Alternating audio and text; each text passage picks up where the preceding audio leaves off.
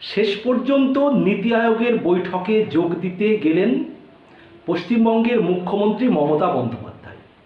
সঙ্গে গেলেন তৃণমূল কংগ্রেসের সর্বভারতীয় সাধারণ সম্পাদক অভিষেক বন্দ্যোপাধ্যায়, মমতা ব্যানার্জির ভাইপো অভিষেক বন্দ্যোপাধ্যায় সঙ্গে গেলেন।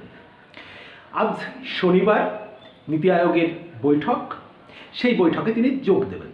এখন ইন্ডিয়া জোটের প্রায় মুখ্যমন্ত্রীরা আগেই জানিয়ে দিয়েছেন যে তারা নীতি আয়োগের বৈঠকে যোগ দেবেন না, কিন্তু মমতা ব্যানার্জি যোগ দেবেন কি দেবেন না এ নিয়ে বিভিন্ন টালমাটাল চলছিল, কিন্তু শেষমেশ গতকাল তিনি দিল্লি গিয়েছেন এবং নীতি আয়োগের বৈঠকে যোগ দেবেন।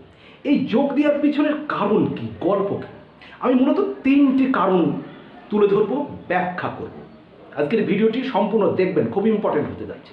সেই সঙ্গে আমি আলোচনা করব যে নীতি আয়োগ কি, নীতি আয়োগের